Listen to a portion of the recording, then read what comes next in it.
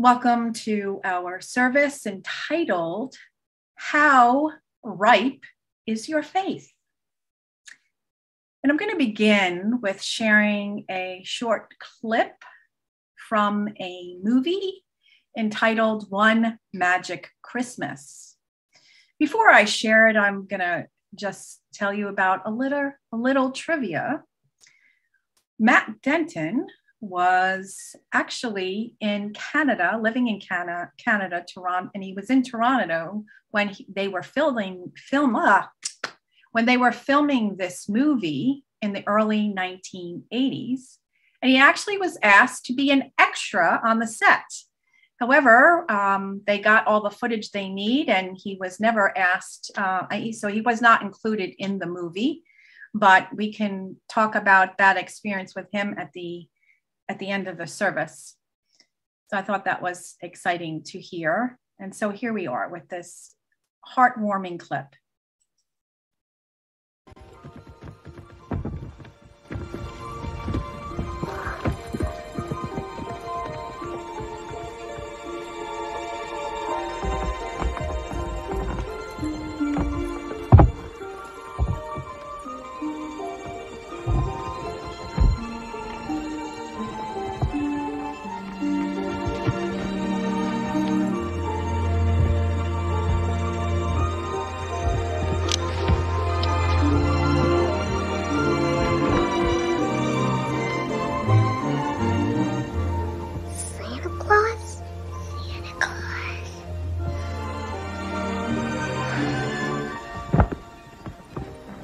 Santa Claus is real?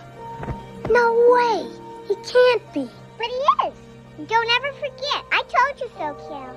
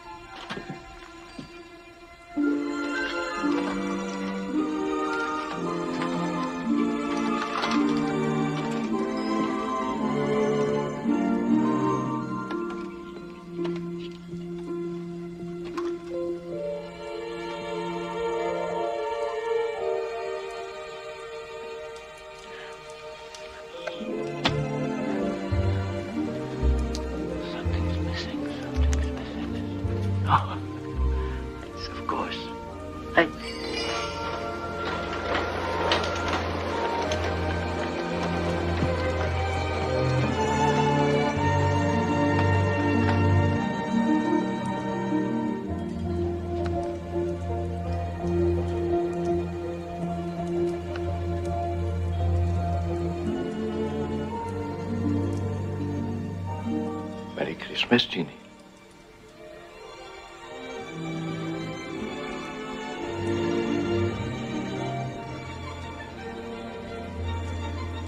Merry Christmas.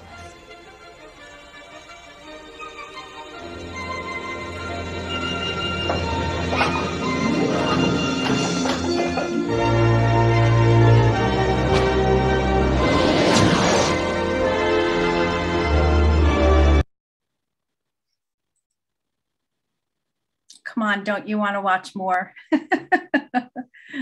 So I just wanted to ask you, you can put it in the chat. How many of you grew up with having the perception that Santa Claus was real? You could either raise your mechanical hand or put yes in the chat box.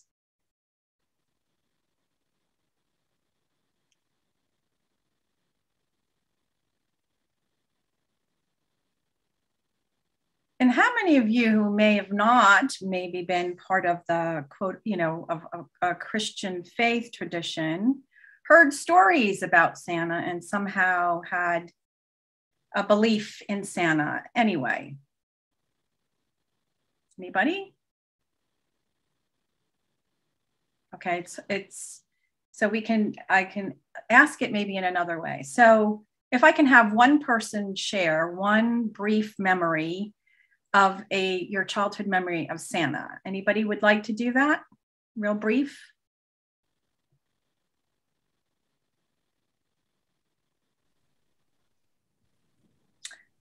Well, I'll share a memory. It wasn't so much of me, but I remember my brother John when he was young. There's 7.5 years between my brother John and myself. He's 7 years younger than I am. And so when my mother and father were trying to get him to give up his bottle that he was on, they said that we were going to leave it with Santa. So we were going to offer it next to the plate of cookies. The bottle was there and the glass of milk. So he was like really into it, thinking, oh, he's going to be rewarded with more gifts. All the stories we used to tell little kids, right? So he left it there. And so, it was like a half hour later, we're thinking he's like sound asleep and we're just, talking and chatting. And next thing you know, like speed lightning, he like runs into the living room, grabs his bottle, puts it under his arm and runs back. He's like, Santa or not, this is mine. So anybody who didn't grow up with maybe from another faith tradition, anybody want to share their concept of hearing about the story of Santa?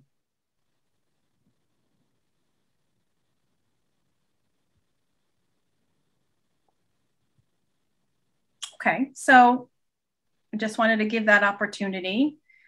So I just wanted to go back to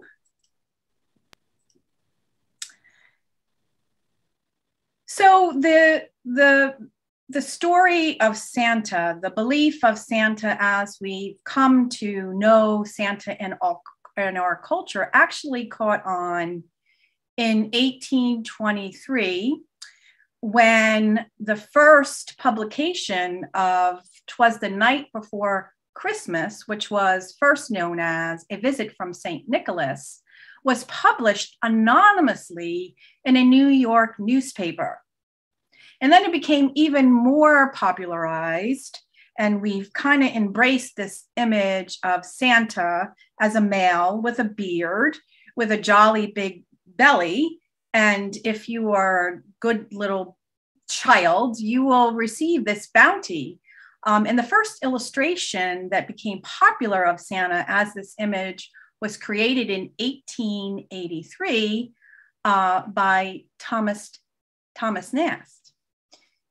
So we know, like many narratives, as you study things, that there is the literal interpretation of it, of the literal belief in the figures or what is concrete happening in the story. And then there is the allegorical, or we've come to know also as the metaphysical meaning. And many of us have never really been taught the metaphysical meaning of Santa. Did you know that one existed? So if you trace back the spirituality of the beginnings, first in the Christian faith tradition, there is the patron saint of St. Nicholas, who spent a lot of his time giving to the poor, giving of the poor. But I actually discovered that in the yogic tradition, that it actually represents the embodiment of our divine nature. It represents specifically of our divine nature, of us being benevolent. And benevolent is embodying the heartfelt appreciation for all things in our lives, being the embodiment of kindness and of generosity. It is being, as we spoke, as Karen Drucker sang about, being the embodiment of love in action. It is us sharing our gifts. So yes, we share gifts, whether it's Hanukkah or it is Christmas or other Diwali. We have other faith traditions where we share the stories and we celebrate the light of our being, and we may share our gifts. But if you really go into the deep meaning of gift, it is giving ourselves as that gift, being the very embodiment of quote unquote Santa. So as I looked into this yogic tradition, to embody Santa, we must go to the North Pole. And that also has a metaphysical meaning. It means to ascend up our chakras, where we ignite the chakras starting from the root chakra up into the top, where we begin opening our heart, speaking words of truth from our throat chakra, asking to see beyond our physical eyes, being the birth of divine ideas coming into the crown of our head. And it is being illuminated from higher consciousness, not all the beliefs that we took on in this world. Now, we need to know how the physical world operates. We need to know the speed limits, when to put a coat on, the temperature changes, all of that. But this is a consciousness that is the unseen, that we are asked to place our faith in. So as we look at this metaphysical meaning and the meaning of Santa, I ask again, I ask it a little different. Can Santa be realized in our lives? What do you think? Thumbs up, yes in the chat.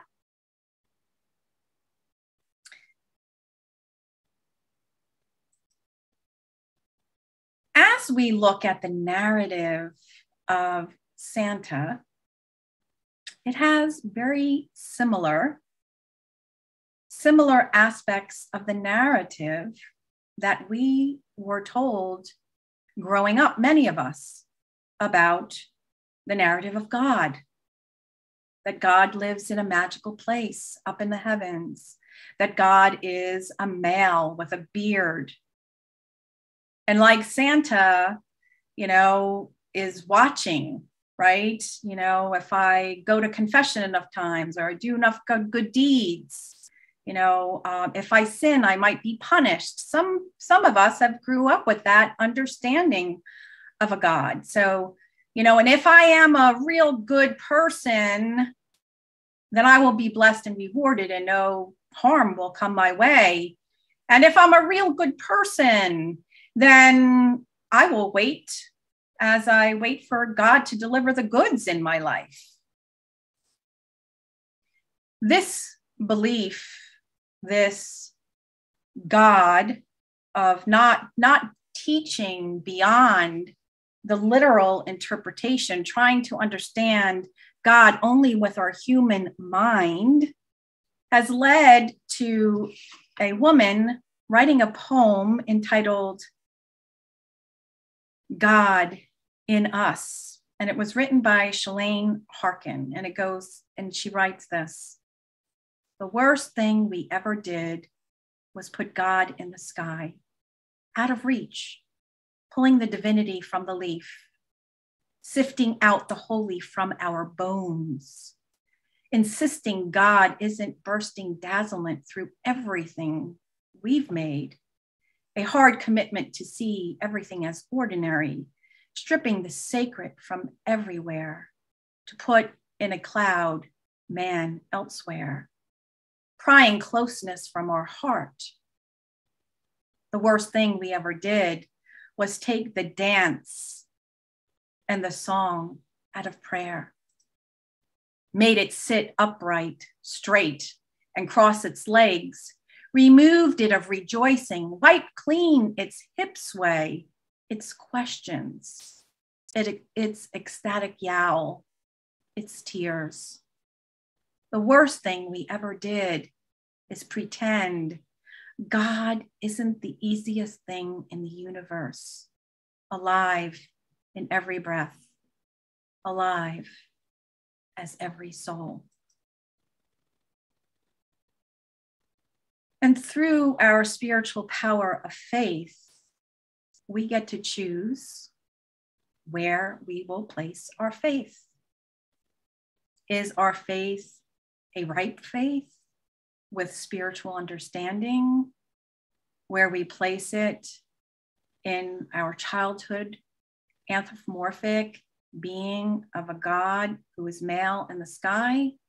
Or is it based on spiritual truths, spiritual law, So just to review, our spiritual power of faith is our ability to believe and perceive. We believe many things. We perceive certain things in our life. It is also our ability to have conviction, expectation, and assurance. What do you really have conviction in? Within yourself, within others? What spiritual principles could you say you have steadfast conviction? And so we can look at the rightness of our faith by looking at this. Emily Cady, in Lessons of Truth years ago, talks about the different degrees of faith.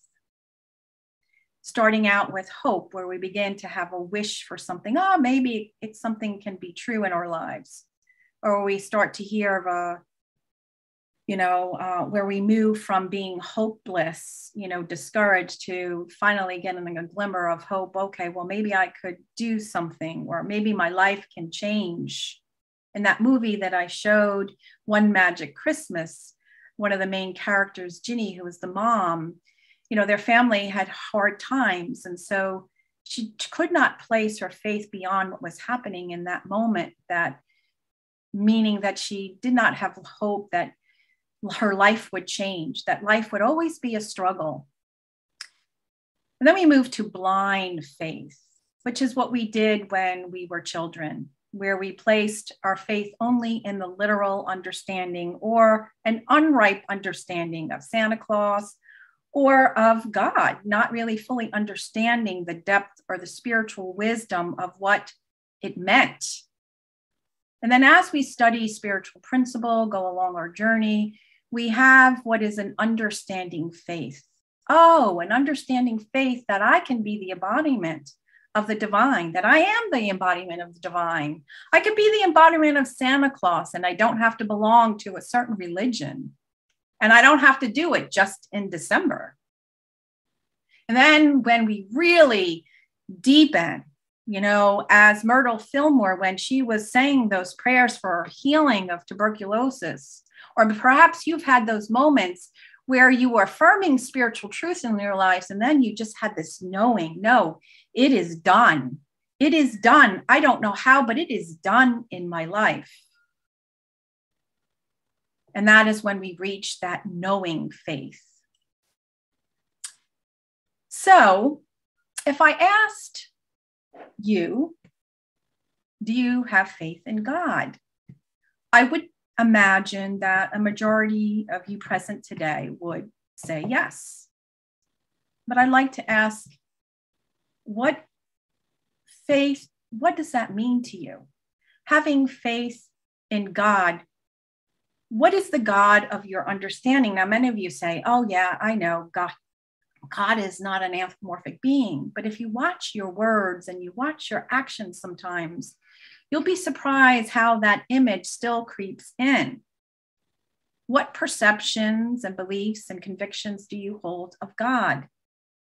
Do they reflect the guy in the sky, in the clouds, like the poem that I just recited? Or is it a mystical presence that is alive in everything and it is alive within me? And so when we say one principle a week, we say God is. Where do we place our faith? What rightness of faith do we understand God? Do we understand God as his law? That God is the pure potentiality, the infinite potential, the intelligent, omnipresent, omniscient, omnipotent light, and that light is within me. And we also affirm principle 2, or the premise 2, if everything is of the emanation of divine God, pure potentiality, then I am divine. I am the life, the soul of God, right? I am the very existence. Some of us still may have a hard time with saying, I am God. And maybe it's a little easier to say, I am God in expression. Yes, we experience our human nature, with all of its impermanence. and all of our fears and all of the things that can challenge us in life. But where do we place the rightness of our faith? Yes, we embrace our humanity, but then do we rise in spiritual understanding in our divinity? And so some of these universal laws that we learn is about oneness. We can never be separated. That what I do affects not only myself, but the vibration of my thoughts, my words, my actions also have an effect, not only on me, cause and effect, but on everything around me. Everything that I hold in consciousness is vibration. And cause and effect and the law of vibration is where our principles 3 and 4 come from. I create. That every thought, every word, every action that I engage in carries a vibration and has an effect. It is the law of mind action. Is the law of polarity. Is that there is times of deconstruction, the breaking down of things as we are seeing in our world today. And then there's the times of new life and birth, the polarities of light and dark as one aspect. And we know that there is order to the universe, that when there is a storm, that somehow it might be balancing something out, and it is not an act of God punishing someone or something. And when we say order, it also means divine order, what I hold in mind, what I energize in consciousness and thought, belief, and action. That's the first thing I energize, will outpicture in that vibration of where I place my faith.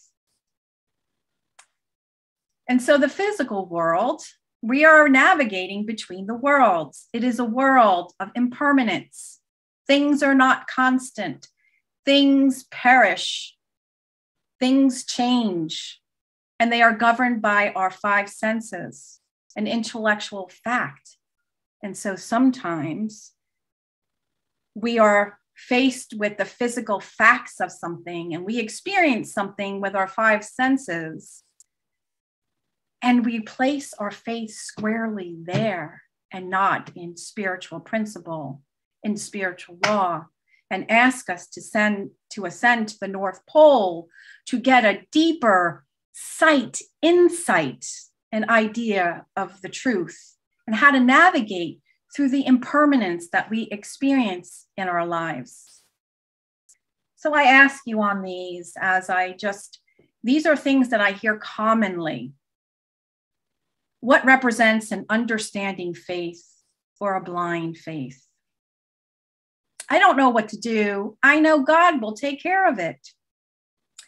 So here is the blind faith, where we abdicate our divinity and rely on something outside of ourselves to deliver the goods, right? Now, maybe we say that and then we follow it up with something like this. I don't know what to do. But you know what? I will use my God-given power of spiritual understanding and wisdom. I will ascend to the North Pole. I will open up my heart chakra within, and I will obtain the guidance, because God's wisdom is in me. Here's another one. God will stop. Let's pray that God will stop the tornado in its tracks. And let's just take a moment to... Well, we'll do that in just 1 second. And verses, I will hold the vibration of love for the land and the people in the path of the tornado. How can I be the presence of God with skin on it? How can I use my resources? How can I be the presence of kindness, of generosity? Yes, by praying. Maybe by donating. Maybe people coming in to offer themselves, like the firefighters, to offer themselves as the very expression of God. So let us just take that moment to energize our hearts as we sense all the individuals who were affected by the storms, the tornadoes, the hurricanes. as we breathe out from our hearts, knowing that the vibration of love that we hold travels across time and space. And later this day, may I ask myself, how may I be the very expression of God with skin on it to these individuals?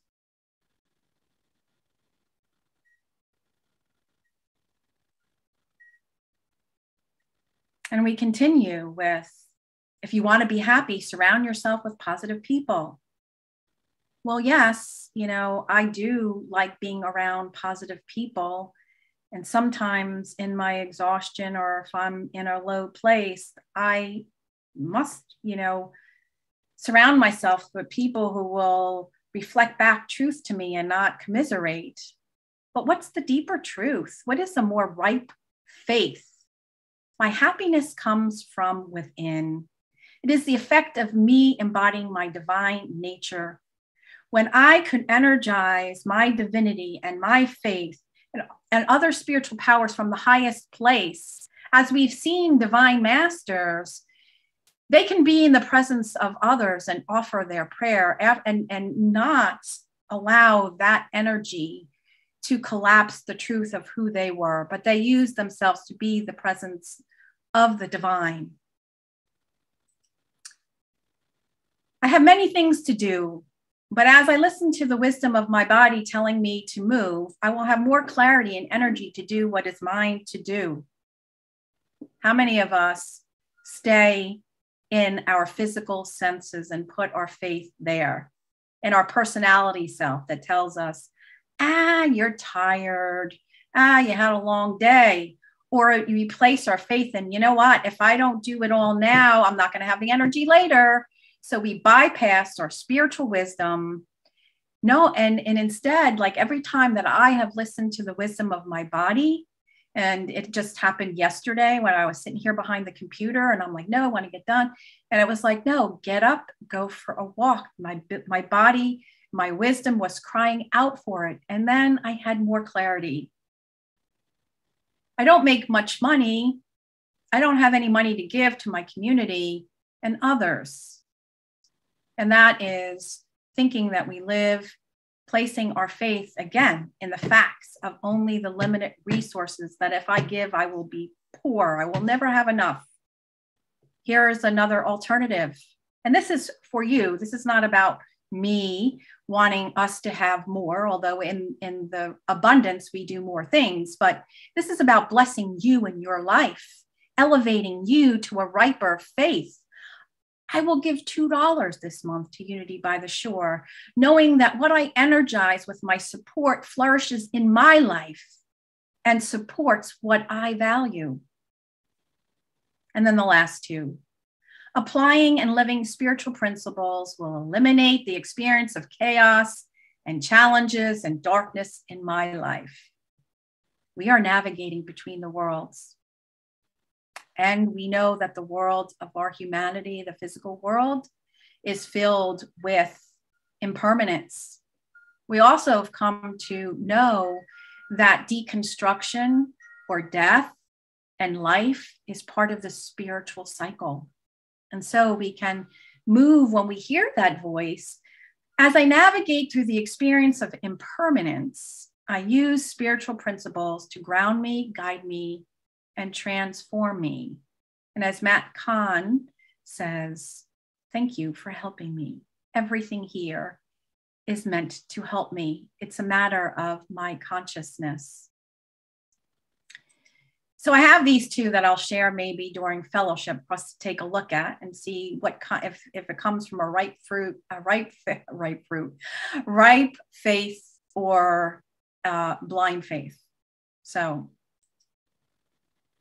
as I come to a close with you this morning, as you go through the week, focus what do you place your conviction in? From what place in faith are you coming from? How ripe is your faith? Is it the beginning? And none of them are wrong. It's just about having awareness. where you move yourself from feeling this is totally hopeless to beginning to have that glimmer of hope. To, oh my God, there's that blind faith again.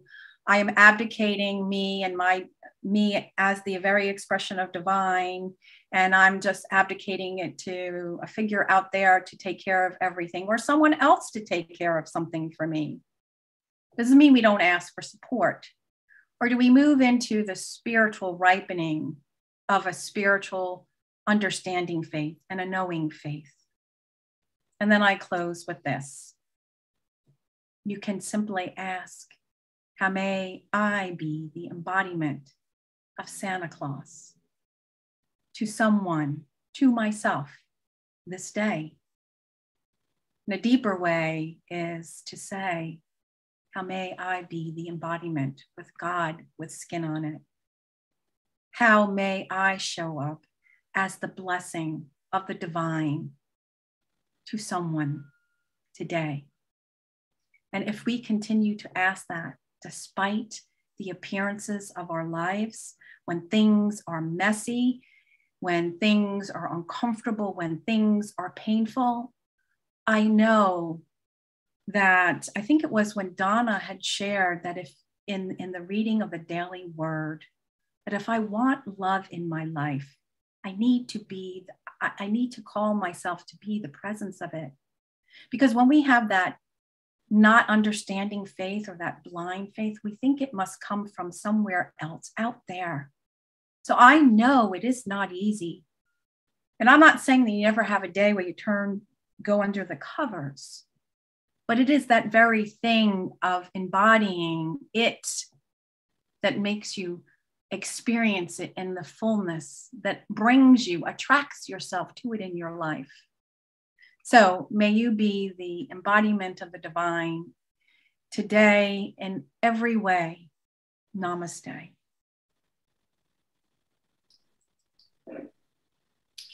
The line in the daily word was, the love I give is the love I experience. Thank you, Donna.